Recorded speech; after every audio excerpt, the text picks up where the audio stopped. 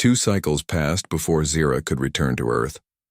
The Science Council had questioned her report extensively, especially the part about peaceful contact with a human. The official conclusion was that Zira had misinterpreted the encounter. The mission was classified as unsuccessful, but Zira could not forget Grace or the questions their brief meeting had raised. She requested a solo research mission to study plant life on an uninhabited moon. Instead, she programmed her small craft to return to Earth to the same clearing in Montana. Her craft touched down under cover of darkness. Earth night was cool and quiet, so different from the constant light and activity of her homeworld. Zira checked her environmental suit and stepped outside. Will Grace return to this place, Zira wondered. She had no way to communicate, no way to arrange a meeting. She could only wait and hope. For 3 Earth days, Zira collected samples during daylight hours and returned to her ship at night. She recorded everything: plants, insects, small animals. The biodiversity was extraordinary. Each day she hoped to see Grace. Each day she was disappointed. On the 4th day, as Zira examined a colony of insects, Grace appeared at the edge of the clearing. She carried the same bag and wore similar coverings. Her expression showed surprise, but also happiness. "You came back," she said. Zira felt an unusual sensation in her chest, something like happiness, but stronger, more urgent. "I said perhaps I would." Grace approached slowly. "I came here every day hoping." She looked at Zira's small craft. "Almost invisible with that technology, the government would go crazy if they knew you were here." Government. Zira knew this word. The humans' organizing structure, inefficient and divided. Unlike the unified council that governed her people. "Do not worry." Zira said, "My ship cannot be detected by your technology." Grace sat on a fallen tree trunk. "I have so many questions." Zira hesitated, then sat beside her. "I also have questions." They talked. As the sun moved across the sky, Grace explained her work studying plants and their medicinal properties. Zira shared information about her world, its 3 suns, the carefully controlled environment, the rigid social structure. "You have no wars?" "No crime," Grace asked. "We have evolved beyond such things," Zira explained. "Our society is based on logic and order. Each person knows their place and purpose." That sounds both wonderful and terrible. Grace said, "We have freedom, but also chaos." Freedom. This concept fascinated Zira. Her people had security and peace, but choice was limited. Careers were assigned based on aptitude. Family units were arranged for optimal genetic diversity. No one questioned the council humans fight because they can choose different paths, Grace explained. Some choose selfishness, power over others, but many choose to help create, protect. She smiled. "Those are the humans I wish you could meet." As darkness fell, Zira knew she must return to her ship, but she found herself reluctant to end their conversation. "Will you come tomorrow?" Grace asked. Zira should say no. Her unauthorized mission was already a serious violation of council directives. If discovered, she would face severe consequences. Yet she found herself nodding. Yes, for 2 weeks they met every day. Grace brought books, pictures, music to share. Zira brought small devices to demonstrate Kalari technology. A scanner that could see inside plants without harming them. A field generator that could briefly alter gravity. A water purifier smaller than a human thumb. One day, Grace arrived looking troubled. Zira had learned to read human expressions. Her friendship with this human had taught her more about Earth than all the Kalari observations combined. "What concerns you?" Zira asked. Grace hesitated. "Men have been asking questions in town. Government types, maybe military, showing pictures of strange lights in the sky. I think they're looking for you." Zira felt alarm. Humans must not discover her presence. The council was right about one thing. Humanity was not ready for official contact. Their reactions were unpredictable. Their fear could lead to violence. "I should leave," Zira said. Grace looked sad but nodded. "I know, but I'm glad we met. It changes everything, knowing we're not alone in the universe. Knowing that advanced beings can also be kind. This was not a word Kalari used to describe themselves. Efficient, yes. Advanced, certainly. But kind implied emotion, something her people claimed to have evolved. Beyond, yet, Grace had shown her kindness. Shared knowledge, food stories without asking anything in return.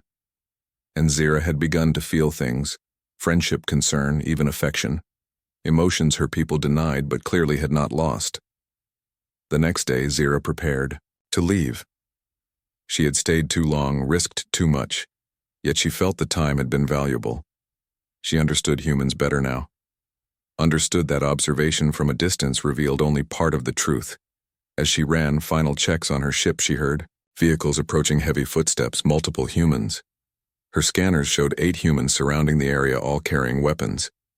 Hide Zira. Grace appeared at the edge of the clearing, her face showing fear. These are military. They won't understand. Zira could activate her ship's defenses, disable the humans easily. But that would confirm their fears, prove they were right to approach with weapons. Suddenly, Grace ran to the ship, entered before Zira could stop her. "My research cabin is 10 miles north," she said quickly. "Follow me there after dark. It'll help you." The humans were getting closer. Zira had no time to argue. She sealed the ship, activated the cloaking technology, and launched straight up, breaking through the trees. The ship would return to its programmed orbit, ready when she called it. From her hiding place among dense foliage, Zira watched the humans examine the clearing. Their faces showed confusion, anger. They questioned Grace, who shrugged and claimed she was just collecting plant samples. They searched but found nothing, then left, taking Grace with them. Zira waited until dark, then moved north, following Grace's directions. The human had risked her safety to warn her, to help her. Why? This question occupied Zira's thoughts as she traveled through the forest. The answer came to her slowly. Humans were capable of something her people had engineered out of themselves. Compassion. Not just for their own kind, but for the unknown. For someone different. Grace had not calculated risk and benefit. She had acted from emotion, from connection. Zira approached the small wooden structure where Grace waited. She realized she had much to report to the Science Council. Not just about Earth biology, but about human nature. And about what the Kalari might have lost in their pursuit of perfect order. Zira watched the small blue planet grow larger on the view screen, her 4 hands moving quickly across the control panel. The research vessel hummed softly around her as she prepared for orbital insertion. This was her first mission as lead xenobiologist for the Kalari Science Academy. Her people had observed this planet called Earth for many years, but always from a distance. Today they would make their first landing. "Commander, please confirm landing protocols," Zira said to her second-in-command, Lena, nodded, her violet skin catching the light from the screens. "All systems ready for landing. The humans will not detect our approach. Our shields are functioning at optimal capacity." Good. Zira felt a flutter of excitement in her chest cavity. Humans were considered primitive by Kalari standards. They had barely reached their own moon, while the Kalari had mastered faster-than-light travel centuries ago. Yet something about these humans fascinated her. The ship descended through clouds toward a remote area called Montana. The landing site was far from human settlements, surrounded by tall green plants. Humans called trees. As the ship touched down, Zira checked her translator device and environmental suit. Humans breathed oxygen, which was toxic to Kalari in high concentrations. Their protective suits would filter the airliner, and 4 other crew members gathered at the exit hatch. Each carried scientific equipment for collecting samples. The mission was simple: observe, gather data, return to the ship. No contact with humans was authorized. Zira pressed the button to open the hatch. The door slid open with a soft hiss, revealing a world of colors and sounds, unlike anything on their homeworld. Wind rustled through green leaves, birds called to each other overhead. The smell of earth and plants filtered through their suit sensors. "It's beautiful," Zira whispered. Lena looked unimpressed. "It's primitive. The oxygen levels are dangerously high and the gravity is stronger than our simulations predicted. We should work quickly." They moved down the ramp and onto Earth soil, spreading out to collect samples. Zira moved toward a cluster of flowers, her scanner recording their biological composition. The diversity of life forms was astonishing compared to the carefully engineered ecosystems of her homeworld. Sound caught her attention, something moving through the underbrush. She froze, her secondary heart beginning to race. Protocol dictated immediate retreat to the ship if there was any sign of humans, but her scientific curiosity was stronger. She moved toward the sound, her scanner held out in front of her. A human female stood among the trees staring at their ship. Her mouth was open in what Zira recognized as an expression of surprise. Her skin was brown, her hair dark and curly. She wore simple coverings and carried a bag over one shoulder. The humans saw Zira. Their eyes met across the clearing. Neither moved. Zira knew she should alert her team. Activate the ship's defense systems, follow the strict non-contact protocols, but something in the human's expression stopped her. There was no fear, only wonder. The human raised a hand palm outward. Zira recognized this as a greeting gesture from their research. Hello, the human said. The translator in Zira's suit processed the word. Zira hesitated, then raised her hand, mirroring the gesture. Hello, she replied, the translator converting her words to the human's language. My name is Grace, the human said slowly, as if understanding. Zira might have trouble understanding botanist. The word registered in the translator, a scientist who studied plants like Zira herself. I am Zira. Zira replied. I study biology.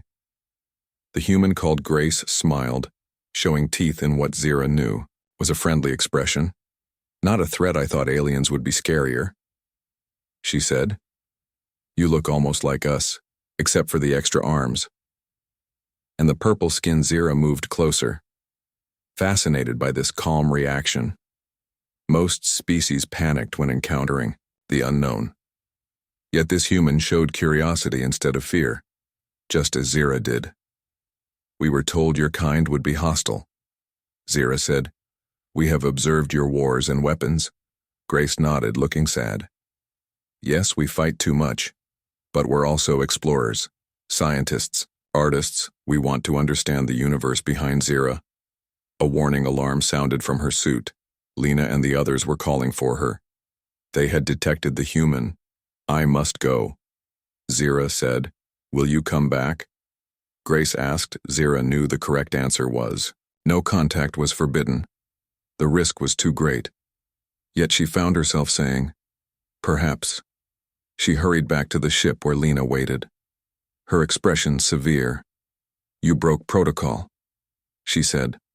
The mission is compromised. Zira stood tall. I made first contact. With a human scientist, the encounter was peaceful. She showed no fear, only curiosity, like our own people. Impossible, Lena said. Humans are primitive, violent. We have observed their behavior for decades. They destroy their own environment, wage wars for resources, discriminate against their own kind. Yet this one sought knowledge, not conflict, Zira argued. There may be more to humans than our distant observations have shown. The ship's captain joined them, her expression grave. Our orders are clear. No contact. Report back to the Science Council immediately. Zira knew arguing would be futile. The hierarchy of command was absolute among her people. But as the ship lifted off, she looked down at the small figure of Grace still standing in the clearing. Looking up, something had changed in Zira. Her people prided themselves on their logical, advanced civilization, but they also followed orders without question, never challenged authority, never acted on emotion. Perhaps there was something to learn from these humans after all. As the ship broke through the atmosphere, Zira made a decision. She would return regardless of orders. She would learn more about these humans, particularly the one called Grace. There was more to discover on this blue planet than her people had realized, and Zira would be the one to discover it. Grace was waiting when Zira reached the cabin. A small fire burned inside, casting warm light through the windows. The human jumped up when Zira knocked softly on the door. Thank goodness, she said, pulling Zira inside. They questioned me for hours. I told them I was collecting samples for my research. They seemed to believe me, but they'll be watching the area. Now Zira looked around the simple structure, a single room with basic furnishings so different from the efficient, sterile environments of her world. Yet it felt comfortable somehow. Almost alive with the wooden walls and handmade objects, "You risked yourself for me," Zira said. Why Grace busied herself making a hot drink, something humans called tea, because you're my friend, and because, if they caught you, they would treat you like a threat, not a visitor friend. This simple word had taken on new meaning for Zira. On her world, colleagues worked together efficiently, but personal connections were considered primitive, unnecessary even. Family bonds were formal, governed by duty, not emotion. The military will establish a perimeter. Grace continued. They have equipment, but nothing that can detect your technology. If what you told me is true, you should be able to leave after they complete their initial search. Zira nodded. The logical course of action was clear. Return to her ship, leave Earth, report to the Council that human technology remained primitive. But something made her hesitate. I want to understand more about humans before I leave, she said. Grace looked surprised, then smiled. You scientists are all alike, always curious. She handed Zira a cup of tea. Your suit can process this. Zira accepted the drink. Her environmental suit analyzed the liquid, finding it harmless. She sipped. Through her specialized mouthpiece, the flavor was complex, unlike anything in the nutrition solutions her people consumed. For 3 days, Zira remained hidden in Grace's cabin. During daylight, she stayed inside while Grace went to work, maintaining the appearance of normal routine. At night, they talked for hours. Grace brought books, films, music, teaching Zira about human culture, art, emotion. Humans create such beauty, Zira said after listening to music, something called classical violin. We have sound patterns designed for specific purposes, relaxation, focus, sleep. But nothing that exists simply to create feeling. Grace seemed sad. Your people sound so advanced yet so limited. Perhaps, Zira admitted, my world is ordered safe. Everyone has purpose and place. No one suffers from uncertainty or want. But watching you humans, I wonder what we have sacrificed. On the 4th night, Grace returned with news. The military presence had increased. Rumors spread in the nearby town. Strange lights equipment, detecting unusual energy signatures. They won't give up, Grace said. They suspect something. They just don't know. What Zira knew. She had stayed too long. Her absence from official duties would soon be noticed. The Council would send ships to investigate, but she had learned so much about humans. Not just their technology or biology, but their spirit, their capacity for wonder, creativity, compassion. I must return to my people, Zira said. But I will share what I have learned. That humans are more than primitive beings, that you deserve understanding. Not fear. Grace looked at her strangely. Are all your people like you? Willing to question? Willing to connect? Zira considered this. No. Most would not disobey. The Council would not risk contact. But perhaps some would understand what I have learned here. That night they made a plan. Zira would signal her ship to land briefly in a new location far from the military search. Grace would drive her there under cover of darkness. The journey through night was tense. Military vehicles patrolled the roads. Grace took back routes, forest paths, her small vehicle bumping over rough terrain. Zira watched her human friend concentrate on driving, admiring her determination, her courage. We are different species, from different worlds, Zira thought. Yet this human risked herself for me. She felt a new emotion, something like sadness at the thought of leaving. They reached the landing site, a remote mountaintop. Grace stopped the vehicle and turned to Zira. I wish you could stay longer, she said. There is so much more to show you. I wish this also. Zira admitted, surprising herself. My report to the Council will recommend peaceful contact with humans when you are ready for it. Perhaps one day, our peoples will meet. Openly, Grace smiled. Though I think humans will need time to prepare for that. Your appearance might be shocking to some. Zira activated her communicator, calling her ship. It appeared in the night sky, descending silently to land before them. Grace stared, in wonder. "It's beautiful," she whispered. They stood together in silence, neither wanting to speak the words of farewell. Finally, Zira removed a small device from her suit. "This is for you," she said.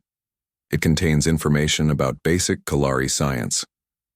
Nothing that would disrupt your natural development, but knowledge that might help with your environmental challenges."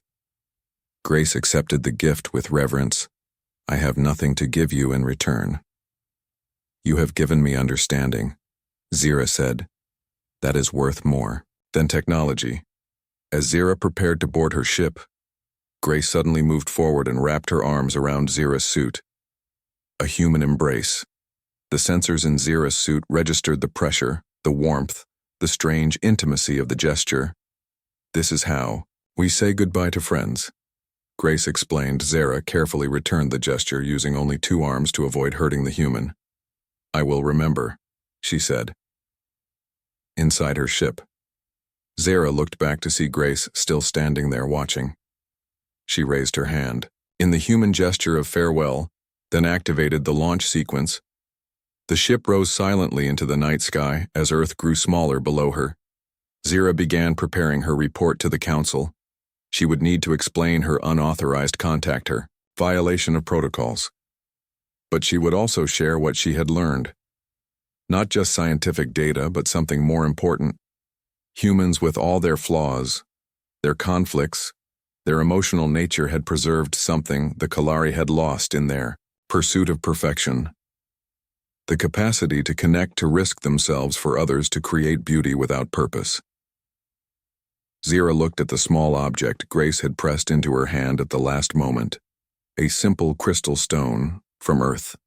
Nothing valuable or remarkable.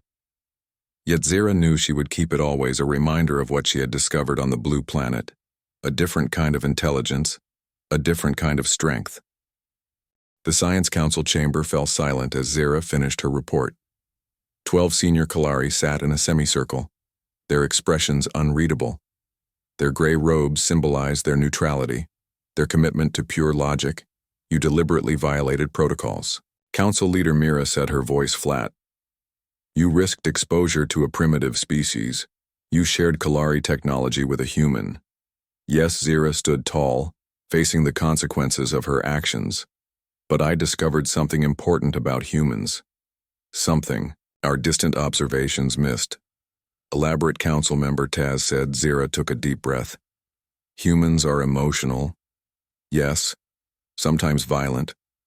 But they are also compassionate, creative, adaptable. They form connections not just for reproductive purposes or social efficiency, but because they value each other as individuals. They help strangers without calculating benefit. They create art and music that serves no practical purpose, yet enriches their existence." The Council members exchanged glances. "Such behaviors are primitive remnants of evolution," Mira said. "Our society advanced beyond them centuries ago." Zira hesitated, then spoke the thought that had formed during her journey home. Did we advance beyond them? Or did we suppress important aspects of our nature? This statement caused murmurs among the Council. Such questioning was rare. The Kalari accepted the wisdom of the Council, the superiority of their logical, ordered society. "You were contaminated by human thinking," Council member Vex said, her tone almost angry. "This is why contact protocols exist." Zira remained calm. "I observed humans closely. Yes, but I also observed myself, my own reactions. I discovered emotions we claim to have evolved beyond still exist within us. They are simply denied." Suppressed Council leader Mira raised her hand for silence. "This discussion becomes philosophical rather than scientific," she said. "Let us return to facts. Your report contains valuable biological and sociological data, but your conclusions about human nature are subjective, influenced by your unauthorized contact. I request permission for a sanctioned research mission." Zira said, several Kalari scientists living among humans in disguise. Learning not just their science, but their culture, their way of thinking. Impossible, Council member Taz said. "Humans are not ready for contact. They would fear us, attack us. Not if they don't know what we are. Zira countered. Our technology can alter our appearance. Our translators allow perfect communication. We could learn so much more than through distant observation. The council dismissed Zira to deliberate. She waited outside the chamber, her thoughts returning to Grace, to their conversations, to all she had learned. The human had shown her a different way of seeing the universe, not just as systems to be studied, but as wonders to be experienced. Hours later, she was called back. The council had reached its decision. Your unauthorized actions cannot be endorsed. Council leader. Mira announced, you will be reassigned to laboratory research on homeworld specimens. No further field missions will be authorized. Zira accepted this punishment without protest. She had expected worse, but Mira continued. However, your data on human biology and social structures is valuable. The Council has authorized a limited observation mission. A small team will establish a research outpost near a human settlement. Their mandate will be strict observation only. No contact. It was less than Zira had hoped for, but more than she had expected. The Council was at least willing to learn more about humans, even if they refused to understand the importance of direct interaction. Zira left the chamber council. Member Lix approached her. Lix was the youngest council member, her appointment recent. Your report was most interesting, Lix said quietly.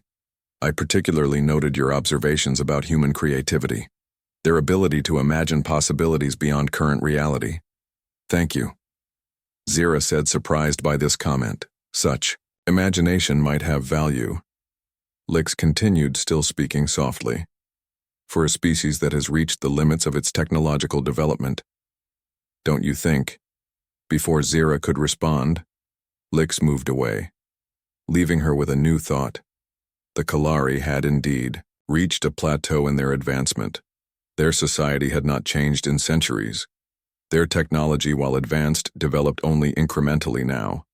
Perhaps they had engineered away the very qualities that might lead to new discoveries, new ways of thinking. In the following months, Zira worked in the central laboratory analyzing specimens from various worlds. Her punishment assignment, but her thoughts often returned to Earth, to Grace, and to the questions her time there had raised. Then one day she received a secure message from Council member Lix. Your presence is requested for a special project report to Landing Bay 12 tomorrow. Bring only personal items. Curious Zira followed the instructions. The landing bay contained a small research vessel. Sleek and new. Lix waited beside it. The Council has authorized a new mission, Lix explained, a multidisciplinary study of promising species. One requiring your unique experience. Zira understood immediately. Earth she would return to. The blue planet. But this time, with official sanction, 6 Kalari scientists have been selected, Lix continued, all with specific skills. Anthropology, linguistics, art history areas we previously considered lower priority, all reporting directly to me. What changed? Zira asked. Why would the Council approve such a mission? Lix looked around to ensure they were alone, then spoke quietly. They didn't. The full Council believes you are leading a biological survey of a different system. Only I and 2 others know the truth. We believe the Kalari need to change. Our perfect society has become static. Without challenges, without new ideas, we risk stagnation. Zira felt a surge of emotion, something like the human concept of hope. We will live among them, D asked. Yes, Lix confirmed. Our technology can make us appear human. Our mission is to learn not just about them but from them, to understand what we have lost in our pursuit of perfect order, and perhaps to recover those qualities without sacrificing what we have gained. As Zira boarded the ship, she thought of Grace, wondering if she could find her again, share with her this new development. If one human could change Zira's understanding of the universe, perhaps the Kalari could learn from humanity. As a whole, the ship prepared for departure, its destination set for Earth. Zira took her place at the biology station, but her role would be much more than scientific observation. This time she would be a bridge between 2 species, between 2 ways of understanding reality. And perhaps she thought as the ship broke orbit she would discover more about herself in the process, about the emotions and connections her people denied, but clearly had not lost. She touched the small Earth crystal she still carried a reminder of friendship, of connection across the stars. The journey to Earth would take 20 days. Zira would use that time to prepare the team for what they would encounter. Not just the physical environment, but the complex, unpredictable, wonderful nature of humans. She began composing a message in her mind, words she would never say aloud but felt deeply. Thank you, Grace, for showing me what it means to be human, and for helping me discover what it truly means to be Kalari. 1 Earth year had passed since Zira and her team arrived. Their small community, established in a city called Portland, blended perfectly with human society. Their appearance altered to seem human, their cover stories carefully constructed. Their mission to observe, experience, and understand humans not just as subjects, but as teachers. Zira, now called herself Zoe, worked as a research assistant at a university botanical laboratory. Her supervisor never suspected that his quiet, efficient colleague came from a world circling 3 distant suns. The other Kalari scientists had similar positions. Trent taught mathematics at a high school. Vix worked in a music store. Kel volunteered at a community center. Nara wrote for a small newspaper. Jax interned at a technology startup, each reporting their observations, their experiences, their growing understanding of humanity. Today, Zira walked through a park, enjoying the sensation of sunlight on her transformed skin. The environmental suits were no longer necessary. Their bodies had been temporarily modified at the cellular level to process oxygen, to withstand Earth gravity, to appear completely human. She sat on a bench, watching children play, their laughter echoing across the grass.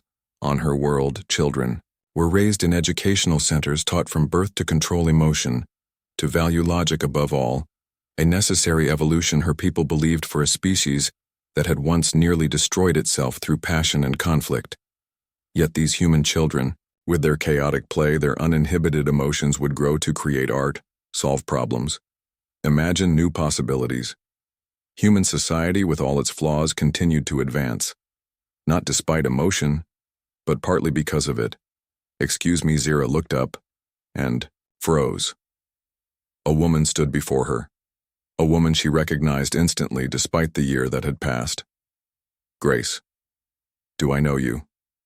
Grace asked, her head tilted slightly. "You seem familiar." Zira had prepared for this possibility.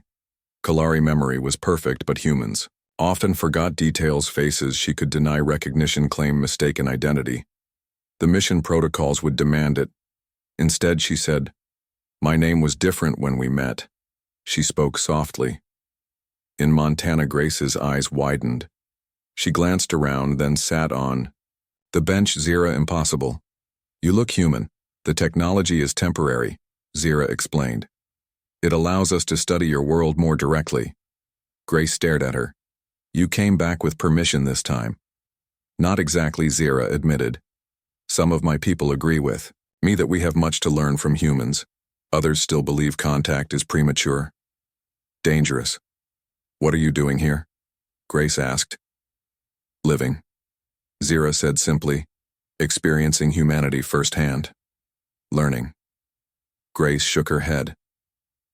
"A year ago, I almost convinced myself I imagined you. That no one would believe me even if I told them, which I didn't, I know." Zira said, "Our monitoring showed no reports, no stories. That took courage." Grace laughed softly. "I just didn't want to spend my life being questioned by government agents or dismissed as crazy." She studied Zira's now human appearance. "It's remarkable. How many of you are here?" 6, Zira answered. "All scientists, all curious about humans. And what have you learned?" Grace asked. "Everything." Zira smiled, the expression now natural to her. "That humans are complex, contradictory, wonderful. That you fight and love with equal passion, that you create beauty alongside destruction. That you imagine possibilities beyond your current reality. You make us sound so special, Grace." "Said you are." Zira reached out hesitantly and touched Grace's hand, a gesture she had learned was meaningful to humans. "You feel deeply. You question everything, even yourselves. You change. adapt, grow. My people stopped changing centuries ago, we believed. We had reached perfection, but perfection is static dead. They sat in silence for a moment. Then Grace asked, "How long will you stay? Our mission is 3 Earth years," Zira said. Then we returned to report our findings, and then Zira had asked herself this question many times. What would happen when they returned with their reports, their experiences? Would the council listen? Would they understand the value of what humans could teach them? Or would they dismiss it all as primitive, irrelevant contamination? I don't know, she admitted honestly. But I hope for official contact someday. Recognition between our worlds. Grace looked thoughtful. Humanity might not be ready for that. We still fight wars, pollute our planet. Fear those who are different. Some would fear. You, yes, Zira agreed, but others would welcome you. Just as some Kalari fear humans while others like myself see potential for mutual growth. The sun was setting, casting long shadows across the park. Grace stood. I teach at the university now, she said. Botanical medicine research into sustainable use of forest plants. Zira felt a surge of happiness. I work in the university, botanical laboratory. Grace smiled. That can't be coincidence. It's not. Zira admitted. I hope to find you again. They walked together. Through the darkening park, 2 beings from different worlds drawn together by shared curiosity. Grace told Zira about her work, her research into plants that might combat resistant diseases. Zira shared sanitized versions of her team's discoveries. Always careful not to reveal too much, at a coffee shop they continued talking. Grace describing her frustrations with university politics, with limited research funding, with the slow pace of change. Zira finding parallels with the rigid structures of her own world. You should meet my colleagues, Zira said finally. They would value your perspective and you might help us understand aspects of humanity we still struggle with. Grace hesitated, then nodded. I'm free this weekend, she said, as they parted. Grace touched Zira's arm. You changed how I see the universe, she said softly. Knowing you're out there, that intelligence takes different forms. It makes everything here seem both smaller and more precious. Zira understood perfectly. Humans had changed. Her perspective too shown her that logic alone was insufficient. That emotion, connection, creativity were not weaknesses but strengths. That perfection might not be the absence of chaos, but the balance of order and possibility. The following weekend, Zira introduced Grace to the other Kalari scientists. They gathered in Tren's apartment, a space filled with human objects, books, music, instruments, things they had collected to understand. Earth culture. Grace was nervous at first, but soon relaxed as she realized these aliens in human form were genuinely curious, respectful, eager to learn. She answered their questions about human emotions, relationships, creativity. Their conversation continued late into the night, ranging from philosophy to music, to science to love. This is what first contact should be, Zira thought. Not fear, not conquest, not even formal diplomatic exchanges, but simple connection, person to person across the stars. Before Grace left, she said something that stayed with Zira long. After, you know, the most human thing about all of you is your curiosity, your willingness to question even yourselves. 3 months later, Council member Lix arrived on Earth disguised as a human visiting professor. She met with the team, reviewed their reports, experienced human society firsthand. I understand now, Lix told Zira as they walked along a beach watching the ocean. Something neither had seen before coming to Earth. The Council believes emotion leads to chaos, to destruction. But here I see it also leads to beauty, to connection, to growth. What will you tell them when we return? Zira asked. The truth, Lix said, that the Kalari have much to learn from humans, that our perfect society lacks something essential that perhaps we can find, a balance between logic and emotion, order and creativity. As the waves crashed on the shore, Zira thought about the journey ahead, not just back to her homeworld, but the longer journey of bringing 2 species, 2 ways of understanding reality together. She had come to Earth believing she would teach humans someday, show them a better, more logical way of living. Instead, they had taught her that perfection was not the absence of flaws, but the embrace of possibility. That connection across difference was not just possible but essential. In her pocket she carried 2 stones now. The crystal Grace had given her during their first meeting, and a smooth beach pebble she had found herself, one from each world, both precious, both part of the same universe. Grace had asked if she would return to Earth after her mission ended. Zira did not know what the council would decide, but she had made her own decision wherever she went. Whatever happened, she would carry Earth with her, not just in her scientific reports, but in her changed understanding of what it meant to be alive, to be conscious, to be connected across the stars. And perhaps someday humans and Kalari would meet openly, share knowledge, culture, perspective, each learning from the other, each growing beyond what they could become alone, each finding in the other a mirror that revealed both strength and possibility. Until then, Zira would continue her work on Earth, living among humans, learning from them, and most importantly, teaching her own people that the universe held wonders beyond logic, beyond order, a different kind of perfection found not in the absence of emotion, but in its embrace.